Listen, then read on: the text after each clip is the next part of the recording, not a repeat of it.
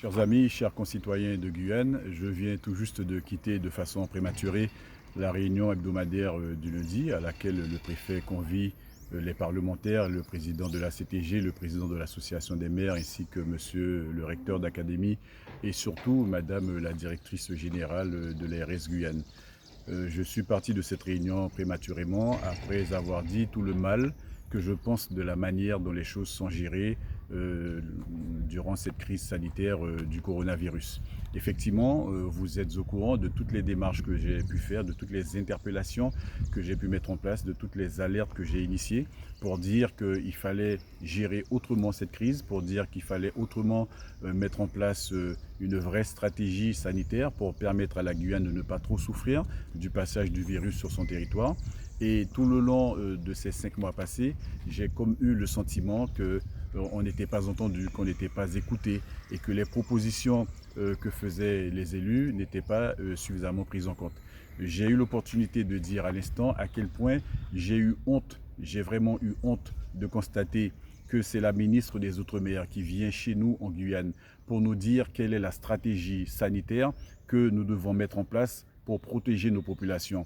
Et j'ai honte parce que tout ce que nous avions proposé et qui avait essuyé des faits de non-recevoir de la part de la DG de l'ARS, eh bien, a été repris par la ministre des Outre-mer. J'ai honte parce que la population nous a élus pour que nous nous occupions de ces affaires, que nous occupions de l'économie, de la scolarité, de l'éducation, de l'environnement, mais surtout pour que nous nous occupions de la santé de nos concitoyens. Et à ce niveau-là, je considère qu'il n'est pas sain, qu'il n'est pas normal que ce soit quelqu'un qui est de passage pour 1 an et demi, 2 ans, qui par ses mauvaises décisions engage de manière aussi lamentable l'avenir de la santé des gens qui vivent sur ce territoire. On avait fait des propositions pour réactiver la convention de coopération sanitaire avec le Brésil, ça a été niette. On avait fait des propositions pour que nous ayons un véritable hôpital de campagne sur le territoire de la Guyane, ça a été niette. On a fait des propositions pour qu'en Guyane, on puisse affecter des médecins cubains dont la réputation et la compétence sont connues mondialement, ça a été niette. Alors il y a eu comme ça des refus à longueur de journée, à longueur de temps.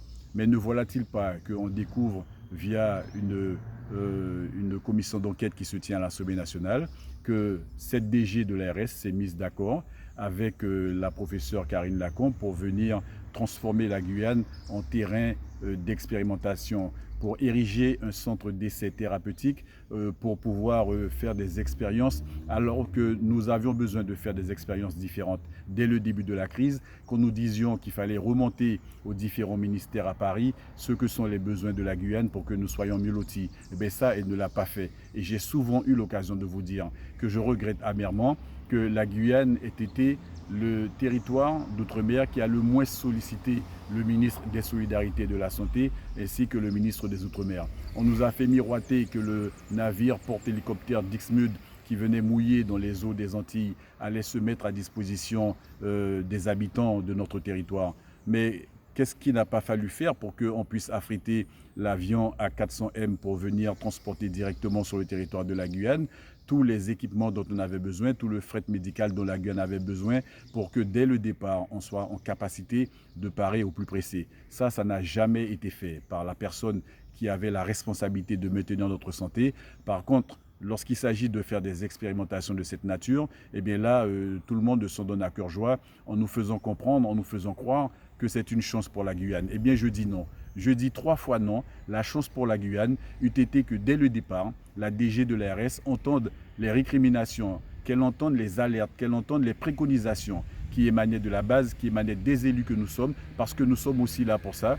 Et je considère qu'aujourd'hui, eh bien, la relation de confiance, elle est rompue. Et donc, c'est le sens du courrier que je lui ai adressé avec copie à monsieur le recteur, à monsieur le préfet. Et j'ai insisté dans ce courrier pour dire que tant que c'est cette personne qui sera à la tête de la santé en Guyane, eh bien que je refuserai de participer à la moindre des réunions qui vont se tenir dorénavant, qui vont continuer à se tenir dorénavant le lundi après-midi dans les salons de l'hôtel préfectoral. Je tenais à vous donner cette information. Et puis pour ceux qui me concernent, eh bien, je poursuivrai mon combat, je poursuivrai ma trajectoire de me battre pour la santé en Guyane et je continuerai également à vous informer de l'évolution des différents travaux que je conduirai en ce sens. En attendant, je ne puis que réitérer le souhait que j'ai toujours formulé en vous demandant de faire très attention à vous. Il ne s'agit pas d'avoir peur, comme l'a si bien dit notre Viviane émigrée nationale, mais il s'agit surtout de faire en sorte de ne pas tomber dans le piège du virus et puis de rester debout sur nos deux pieds, parce que compte tenu des conditions d'évacuation sanitaire qui sont mises en place et que j'avais lourdement dénoncé, considérant que ça n'était pas la solution pour la Guyane, et à fort à parier que les jours prochains vont être des jours extrêmement difficiles, extrêmement compliqués sur le plan sanitaire. Donc il faudra que chacun de nous se responsabilise en respectant les consignes qui sont données, en respectant le couvre-feu, en respectant toujours ces gestes barrières. En Guyane, nous n'avons strictement rien inventé. C'est chacun qui va devoir se prendre en charge et c'est chacun au sein du collectif qui va devoir s'organiser pour que la Guyane puisse sortir de l'impasse dans laquelle elle est plongée depuis déjà 5 mois. Je vous dis à très bientôt. Au revoir.